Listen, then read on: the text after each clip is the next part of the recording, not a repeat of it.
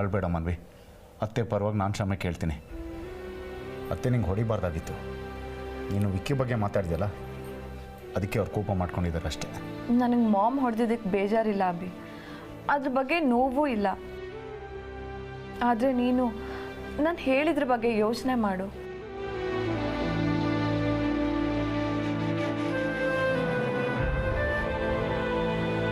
ಈ ಮನೇಲಿ ನೀನು ದೊಡ್ಡ ವ್ಯಕ್ತಿ, ನಾವೆಲ್ಲ ಚಿಕ್ಕವರು ಅಂತ ನೀನು ಯಾವತ್ತೂ ಟ್ರೀಟ್ ಮಾಡಿಲ್ಲ.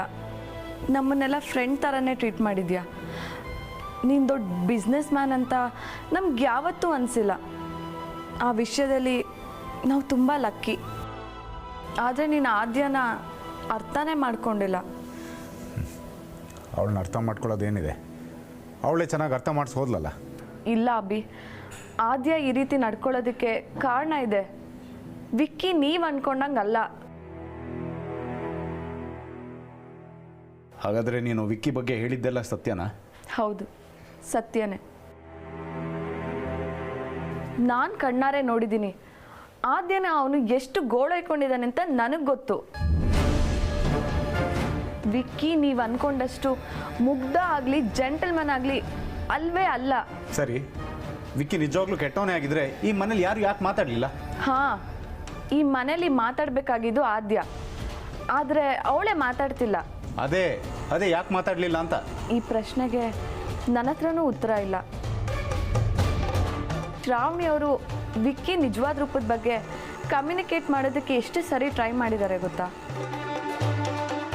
ಆದರೆ ಆದ್ಯ ಸರಿಯಾದ ಟೈಮ್ಗೆ ಶ್ರಾವಣಿ ಅವ್ರಿಗೆ ಕೈ ಕೊಟ್ಲು. ಕೊನೆಗೆ ಶ್ರಾವಣಿ ಅವರೇ ಈ ಮನೆಗೆ ವಿಲನ್ ಆಗಿಬಿಟ್ರು.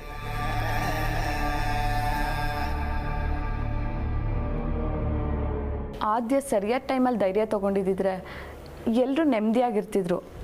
ಆದರೆ ಅವಳು ರಾಂಗ್ ಟೈಮಲ್ಲಿ ಡಿಸಿಷನ್ ತೊಗೊಂಡಿದ್ದಾಳೆ. ಈಗ ಎಲ್ಲರೂ ಸಫರ್ ಆಗ್ತಿದ್ದಾರೆ. ಅವಳೇ ಧೈರ್ಯ ತೊಗೊಂಡಿದ್ದಲ್ವಲ್ಲ, ಅವಳ ತಲೆಗೆ ಬೇಡದಿರೋ ಧೈರ್ಯ ತುಂಬಿಸಿದ್ದು ಅಂತ ಹೇಳು. ಇಲ್ಲ ಅಭಿ, ನೀನು ತಪ್ಪಾಗಿ ತಿಳ್ಕೊತಿದ್ಯಾ. ನೀನು ಈ ಥರ ಯೋಚನೆ ಮಾಡೋನಲ್ಲ. ಆದರೆ ಯಾಕೆ ಈ ಥರ ಮಿಸ್ಟೇಕ್ ಮಾಡ್ಕೋತಿದ್ಯಾ ಅಂತ ನಂಗೆ ನಿಜವಾಗ್ಲೂ ಅರ್ಥ ಆಗ್ತಿಲ್ಲ. ಮಿಸ್ಟೇಕ್ ಮಾಡ್ಕೊಳೋದು ಏನಿದೆ ಮಾನ್ವಿ? ಕಣ್ಮುಂದೆನೇ ಕಾಣಿಸ್ತಾ ಇದೆಯಲ್ಲ. ಕಣ್ಣಾರೆ ಕಂಡ್ರು ಪ್ರಮಾಣಿಸಿ ನೋಡು ಅಂತಾರೆ. ಆದರೆ ಅದನ್ನು ನೀನು ಮಾಡಿಲ್ಲ ಅಭಿ. ಈ ಮನೆಗೆ ಅದಕ್ಕೆ ಆಗಿ ಬಂದವಳು ಸ್ವಲ್ಪ ಮೆಚುರಿಟಿಯಲ್ಲಿ ಇರಬೇಕಾಗಿತ್ತು.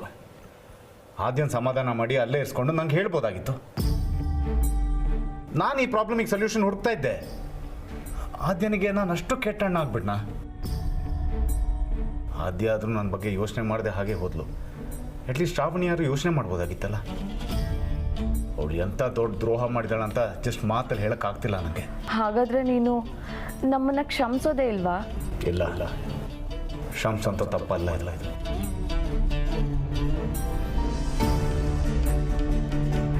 ಅಭಿ,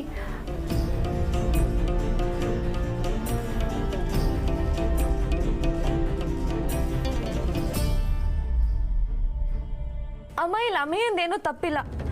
ಅವ್ರಿಗೆ ಬೈಬೇಡಿ, ತಪ್ಪೆಲ್ಲ ನಂದು.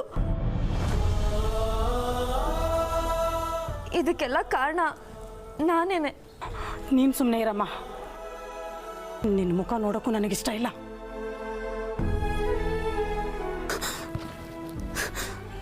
ಓಹೋ, ಹೆಂಡತಿ ಗಂಡನ್ ವಹಿಸ್ಕೊಂಡು ಮಾತಾಡ್ತಿದ್ದಾಳೆ. ಪರವಾಗಿಲ್ವೇ, ಒಂದಿಂದಲೇ ಇಷ್ಟೊಂದು ಇಂಪ್ರೂವ್ಮೆಂಟಾ? Ameya, you very lucky ಕಡೋ. ಎಂತ ಒಳ್ಳೆ ಹೆಂಡತಿ ಸಿಕ್ಕಿದಳು ನಿನಗೆ. ನಿಶಿ, ಪ್ರತಿ ಮಾತ್ಗೂ ಕೊಂಕ್ ಆಡೋದ್ ಬಿಟ್ಟು ಬೇರೆ ಕೆಲಸ ಇಲ್ವಾ ನಿನ್ಗೆ? ಏಯ್, ಅದೆಲ್ಲ ಕಟ್ಕೊಂಡು ನಿನ್ಗೇನೆ ಆಗ್ಬೇಕು? ಎಲ್ಲ ಕದ್ದು ಮುಚ್ಚಿ ನಾಟಕ ಆಡಿ ಇವಾಗ ನಮ್ಸೋ ಪ್ರಯತ್ನ ಮಾಡ್ತಿದ್ದೀರಾ? ಏನಾಯ್ತು? ಯಾಕೋ ಹೀಗೆ ಮಾಡಿದೆ? ಏನ್ ನಡೀತಿದೆ ಇಲ್ಲಿ? ನಾನು ಹೇಳ್ತೀನಿ ಬಾಬಾ, ಇದರಲ್ಲಿ ಅಮ್ಮಯ್ಯಂದೇನೂ ತಪ್ಪಿಲ್ಲ. ತಪ್ಪೆಲ್ಲ ನಂದೆ. ದಯವಿಟ್ಟು ನನ್ನ ಕ್ಷಮಿಸಿ. ನಾವೆಲ್ಲ ಇಷ್ಟೊಂದು ಕೇಳ್ತಾ ಇದ್ರು, ನೀನು ಯಾಕೋ ಬಾಯಿ ಮುಚ್ಕೊಂಡು ನಿಂತಿದೀಯಾ? ನಮ್ಮ ಭಾವನೆಗಳೇ ನಿನಗೆ ಅರ್ಥ ಆಗ್ತಾ ಇಲ್ವೇನೋ?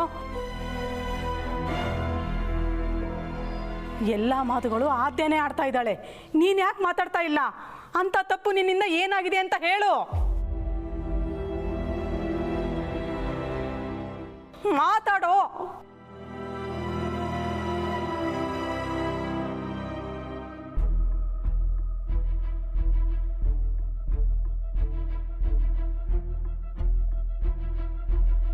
ಒಂದು ನಿಮಿಷ ಅಮ್ಮಯ್ಯ,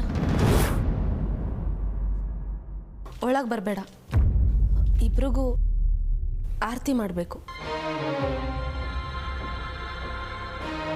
ಯಾವ ಆರ್ತಿನೂ ಬೇಡ, ಏನು ಬೇಡ.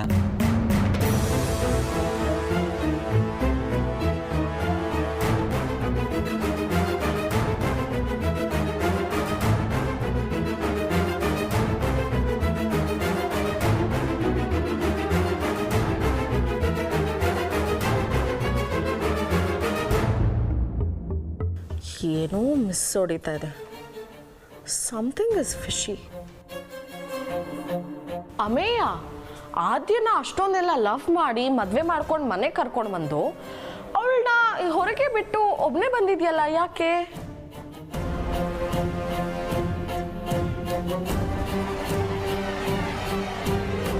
ಅಮ್ಮಯ್ಯ, ಏನು ಮಾಡ್ತಾ ಇದೀಯ ನೀನು?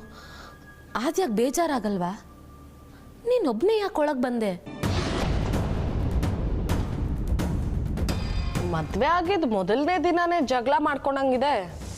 ಅಲ್ಲ, ಇಷ್ಟೊಂದೆಲ್ಲ ಮಿಸ್ಅಂಡರ್ಸ್ಟ್ಯಾಂಡಿಂಗ್ಸ್ ಇದೆ ಅಂದರೆ ಒಳ್ಳೆ ಜೋಡಿ ಆಗೋಕೆ ಹೇಗೆ ಸಾಧ್ಯ?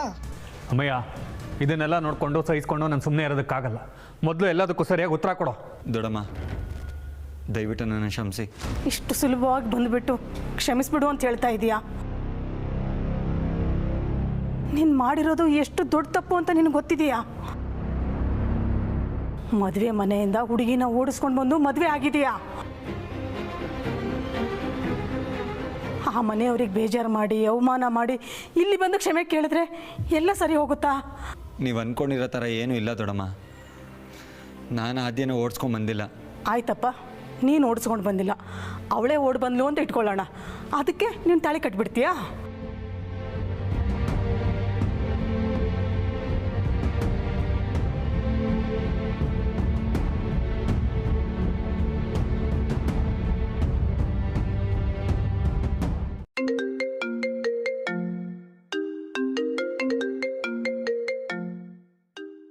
ಅತ್ತೆ, ಶ್ರಾವಣಿ ಅಕ್ಕ ಫೋನ್ ಮಾಡ್ತಾ ಇದ್ದಾರೆ. ಹುಡುಗಿಲೆ. ಹಲೋ ದೊಡ್ಡಮ್ಮ, ಅಮ್ಮಯ್ಯ ಮನೆಗೆ ಬಂದ. ಶ್ರಾವಣಿ, ಅಮೇಯ ಮಾತ್ರ ಅಲ್ಲ, ಜೊತೆಯಲ್ಲಿ ನನಗೆಲ್ಲ ಗೊತ್ತಿದೆ ದೊಡ್ಡಮ್ಮ.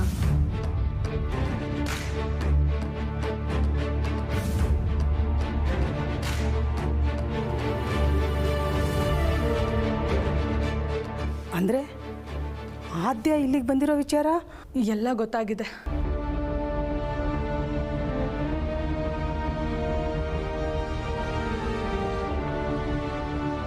ಅಲ್ಲ ಕಣೆ ಶ್ರಾವಣಿ, ನಮಗೂ ಅಮಯ ಈ ರೀತಿ ಎಲ್ಲ ಮಾಡ್ತಾನೆ ಅಂತ ಅಂದ್ಕೊಂಡಿರಲಿಲ್ಲ ಕಣೆ.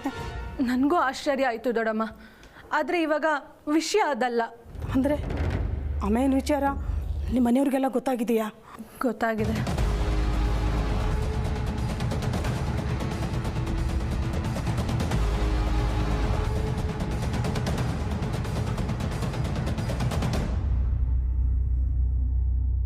ಆ ವಿಷಯ ಎಲ್ಲ ಆಮೇಲೆ ಮಾತಾಡೋಣ ದೊಡ್ಡಮ್ಮ. ನಾನು ನಿಮ್ಮ ಹತ್ರ ಒಂದು ರಿಕ್ವೆಸ್ಟ್ ಮಾಡ್ಕೊಳ್ಳೋಣ ಅಂತ ಕಾಲ್ ಮಾಡಿದೆ. ಅದೇನು ಹೇಳಮ್ಮ? ಅಮ್ಮಯ್ಯ ಆದ್ಯ ನಮ್ಗೆ ಯಾರಿಗೂ ಹೇಳ್ದೆ ಈ ರೀತಿ ಮಾಡಿರೋದು ತಪ್ಪೇ ದೊಡ್ಡಮ್ಮ. ಅದನ್ನು ನಾನು ಒಪ್ಕೊತೀನಿ. ಆದರೆ ಅವ್ರ ದೃಷ್ಟಿಯಲ್ಲಿ ಅವ್ರು ಮಾಡಿರೋದು ಸರಿಯಾಗೇ ಇದೆ.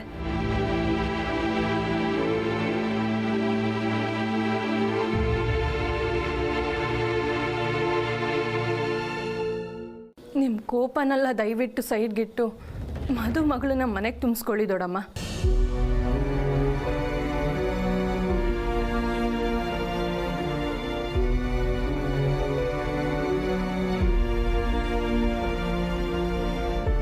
ಅವರಿಬ್ಬರನ್ನ ಕ್ಷಮಿಸಿ ಅಂತಲೂ ಹೇಳ್ತಾ ಇಲ್ಲ, ಎಲ್ಲ ಮರೆತು ಅವ್ರ ಜೊತೆ ಚೆನ್ನಾಗಿ ಮಾತಾಡಿ ಅಂತಲೂ ಹೇಳ್ತಾ ಇಲ್ಲ. ಇದನ್ನೆಲ್ಲ ಅರ್ಗಿಸ್ಕೊಳ್ಳೋಕ್ಕೆ ತುಂಬ ಕಷ್ಟ ಆಗತ್ತೆ ಅಂತ ನನಗೆ ಚೆನ್ನಾಗಿ ಗೊತ್ತು ದೊಡ್ಡಮ್ಮ. ಆದರೆ ಆದ್ಯಾಗೆ ಆ ಮನೆ ಸೇರೊದ್ದು ಒಳಗೆ ಬರೋ ಅಷ್ಟು ಯೋಗ್ಯತೆ ಇದೆ ದೊಡ್ಡಮ್ಮ.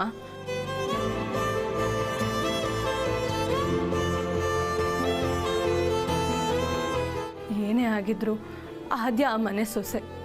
ದಯವಿಟ್ಟು ಮನೆ ತುಂಬಿಸ್ಕೊಳ್ಳಿ ದೊಡ್ಡಮ್ಮ.